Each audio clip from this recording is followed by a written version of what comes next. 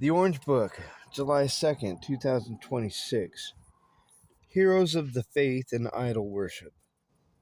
An angel of the Lord appears many times in Scripture.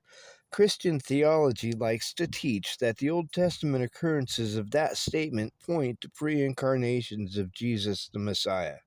In some cases, I straight call out BS. In other cases, I say maybe so, maybe not. In any case, an angel of the Lord is simply a messenger. Rabbit Trail.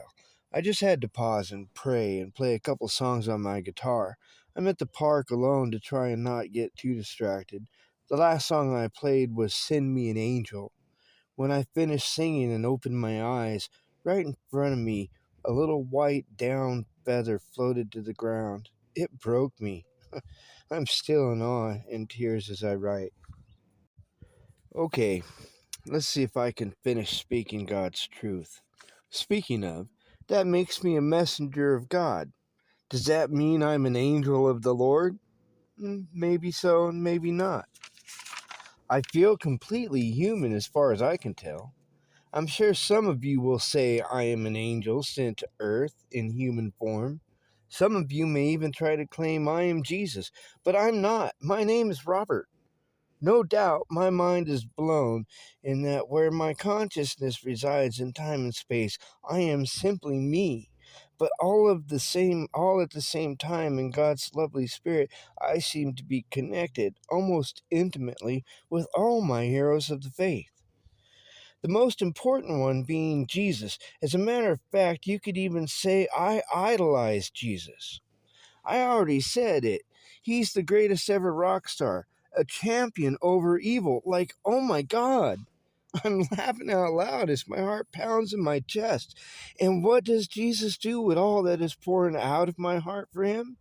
He leads me to his and mine, Abba Father, and says to me, let's worship our Father together.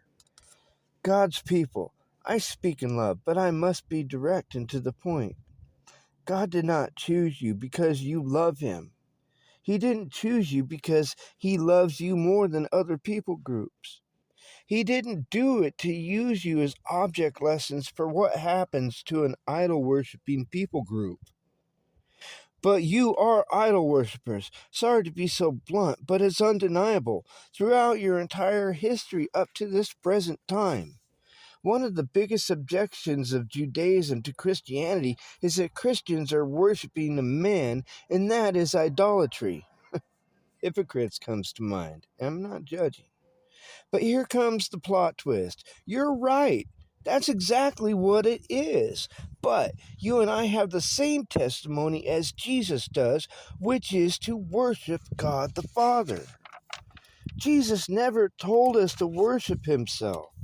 But God the Father said, this is my beloved Son, in whom I am well pleased.